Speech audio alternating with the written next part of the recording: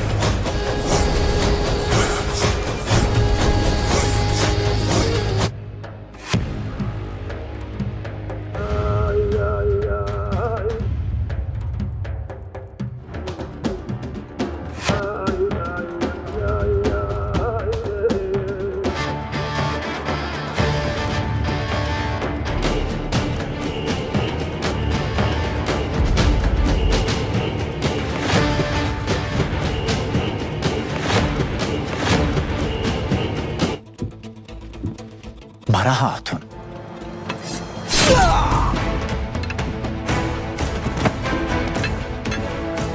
Senin gibi.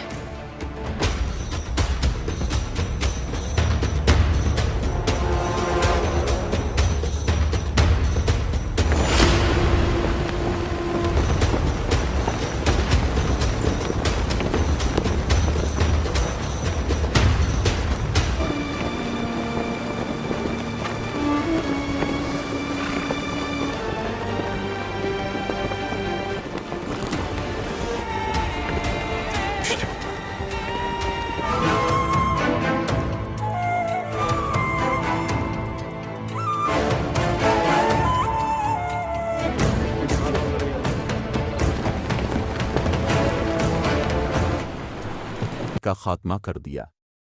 फिर तबरस्तान की तरफ बढ़कर हसन बिन जैद को शिकस्त देकर अहद उल्विया का भी खात्मा कर दिया। यकूब अब तकरीबन निस्फ ईरान पर मुसल्लत हो चुका था। फतूहात के नशे में सरशार होकर इसने 876 में ये इरादा किया कि खलीफा से भी दो हाथ करके अरबों का तसल्लुत भी ख़त्म कर दे। चुनांचे सबसे पहले इसने खलीफा मोतमिद से सूबा फ़ारिस की हुकूमत मांगी। खलीफा ने न सिर्फ ये कि फ़ारिस की हुकूमत इसके सुपुर्द करने से इनकार किया, बल्कि खरासान की हुकूमत भी इससे ले ली। यकूब ने हालात बिगड़ते देखे तो सीधा बगदाद की तरफ बढ़ा। दारुल खिलाफा के करीब खलीफा की फ़ौज के साथ मुकाबला हुआ, लेकिन शिकस्त खाई इस पर भी इसके हौसले पस्त न हुए और वापस आकर नया लश्कर फराहम करने में मशगूल हो गया। 879 में खलीफा ने खैर सिगाली के लिए अपना सफ़ीर यकूब के पास भेजा। जब ये सफ़ीर पहुंचा तो यकूब इस वक्त साहिब फिराश था। اسے کھانا پیش کیا جا رہا تھا جس میں صرف ایک روٹی اور ایک پیاز تھا۔ اسی حالت میں یعقوب خلیفہ کے سفیر سے ملا اور خلیفہ کو کہ بھیجا کہ اگر میں زندہ رہا تو ہمارا فیصلہ تلوار کرے گی، اگر مجھے فتح ہوئی تو جس طرح میں چاہوں گا ویسا ہی ہوگا، اور اگر تمہیں فتح ہوئی تو میرے لیے یہ پیاز اور روٹی کا ٹکڑا تو ہے ہی۔ جو شخص اس قسم کی غذا پر مطمئن ہو سکتا ہے اس پر تم فتح نہیں پا سکتے۔ لیکن یعقوب کا زندگی نے ساتھ نہ دیا۔ جو ہی سفیر خلیفہ کے پاس پہنچا یعقوب چل بسا۔ سیرت یعقوب بن لیس دوست نوازی سخاوت اور سادہ زندگی بسر کرنے میں اپنا ثانی نہ رکھتا تھا۔ انہیں صفات میں اس کی کامیابی کا راز تھا، مگر وہ ان سپاہیانہ اخلاق اور سادہ زندگی بسر کرنے میں اپنے بھائی سے کمتر تھا۔ خلیفہ معتمد کے بھائی موفق نے ایک مرتبہ اس کو شکست دی، مگر اس نے جلد ہی اپنی حالت کو پھر درست کر لیا اور دربار خلافت کے لیے وبال جان بن گیا۔ آخر خلیفہ نے ماورال نہر کے حاکم اسماعیل سامانی کو عمرو بن لیس کے مقابلہ پر آمادہ کیا۔ عمرو بن لیس 70,000 سوار لے کر اسماعیل سامانی کے مقابلے پر آمادہ ہوا اور دریائے جیہوی کو عبور کیا۔ اسماعیل سامانی صرف 20,000 سواروں کے ساتھ مقابلہ پر آیا۔ عین مرکہ جنگ کے وقت عمرو بن لیس کا گھوڑا اپنے سوار کی منشا کے خلاف اسے اسماعیل سامانی کے لشکر میں لے گیا اور وہاں بڑی آسانی سے گرفتار کر لیا گیا۔ سید راچوں اجل آیت سوئے سیاد رود اسماعیل سامانی نے عمرو کو گرفتار کر کے بغداد بھیج دیا، اور اس طرح دولت سفاریے کی عظمت و شوکت کا قریباً خاتمہ ہو گیا۔ یعقوب اور عمرو میں سب سے بڑا فرق یہ تھا کہ یعقوب ایک صعوبت کش اور سوکھی روٹیاں چبا کر گزارا کرنے والا سپاہی تھا، اور عمرو ایک شان و شوکت اور سامان عیش کے ساتھ بسر کرنے والا بادشاہ تھا۔ اس جگہ ایک لطیفہ نقل کرنا دلچسپی سے خالی نہ ہوگا۔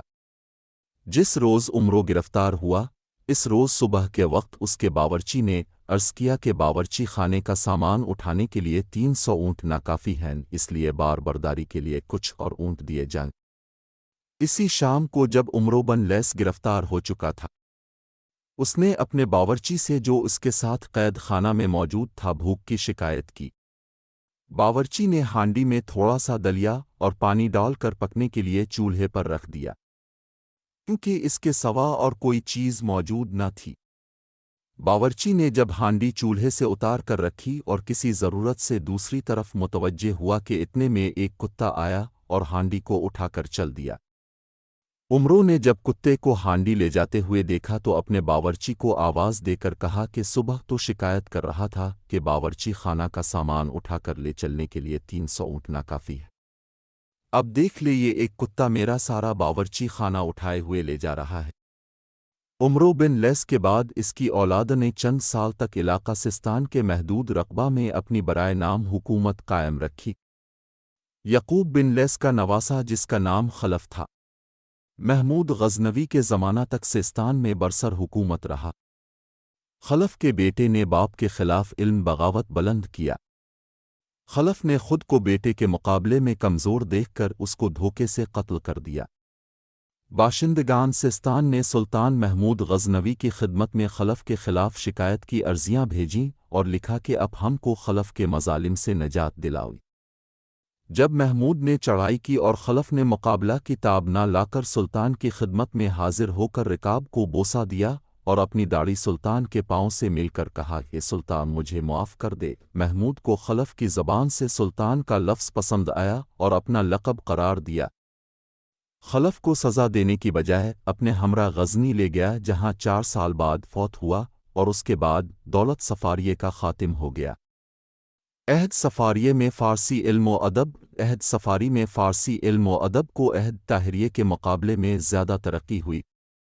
اس کی ایک وجہ یہ بھی ہے کہ عہد سفاریے کا بانی یعقوب سستان میں پیدا ہوا، جو ایرانی داستانوں کا مرکز سمجھا جاتا تھا۔ یعقوب عربی زبان سے نابلد تھا، اس لیے شعراء نے عربی زبان کی بجائے فارسی زبان میں اس کے قصائد کہنے شروع کیے۔ چنانچہ اس عہد کے شاعروں اور ادیبوں نے فارسی زبان کی طرف توجہ کی۔ السامان کا مورث اعلیٰ ایک شخص تھا جو اپنے آپ کو بہرام چوبین کی نسل سے بتاتا تھا۔ سامان بلخ کے رؤسا میں سے تھا، لیکن کچھ حالات ایسے ہو گئے کہ وہ ترک وطن پر مجبور ہو گیا۔ اسد بن عبداللہ حاکم خراسان نے خلیفہ مہدی کے زمانے میں پشت پناہی کی۔ سامان دین زرتشتی کا پیرو تھا، لیکن اسد بن عبداللہ کا اس قدر شکر گزار تھا کہ نہ صرف یہ کہ اسد کی تلقین پر وہ حلقہ بگوش اسلام ہو گیا بلکہ اپنے ایک بیٹے کا نام اس کے نام پر اسد رکھا۔ سامان کے 4 بیٹے تھے، یہ چاروں ہارون الرشید کی ملازمت میں تھے۔ انہوں نے بغاوتوں کو فروغ کرنے میں بہت نمایاں خدمات انجام دی تھیں۔ مامون الرشید کا سامان اور اس کی اولادہ پر مہربان ہونا کوئی تعجب کی بات نہ تھی، چنانچہ مامون نے ان چاروں بھائیوں کو خدمات کے صلے میں علی الترتیب انہیں سمرقند، فرغانہ، شاش اور ہرات کی حکومت دے دی۔ ان بھائیوں میں احمد سب سے زیادہ کامیاب رہا۔ جب اس کا بھائی نو فوت ہوا تو اس نے سمرقند اور کاشغر کے علاقے بھی اپنی حکومت میں شامل کر لیے، لیکن کچھ عرصہ بعد حکومت کو اپنے بیٹے کے سپرد کر کے گوشہ نشینی اختیار کر لی۔ نصر تخت نشین ہوا تو اس نے اپنے چھوٹے بھائی اسماعیل کو بخارا کی حکومت دے دی تھی۔ تھوڑے ہی عرصہ میں دونوں بھائیوں کے درمیان لڑائی چھڑ گئی جس میں اسماعیل کو فتح ہوئی اور نصر اسیر ہو گیا، لیکن اسماعیل نے برادرانہ شفقت سے کام لے کر نصر کو آزاد کر دیا اور اس کی حکومت پھر اس کو دے دی۔ نصر نے 892 کو وفات پائی تو سمرقند کا صوبہ اسماعیل کی سلطنت میں شامل ہو گیا۔ عہد سامانیہ کی مستقل حکومت اسماعیل ہی سے شروع ہوتی ہے۔ اسماعیل نے جب 907 میں صفاریہ حکومت کو ختم کیا تو خلیفہ بغداد نے اسماعیل کی خدمات کے صلے میں خراسان، ترکستان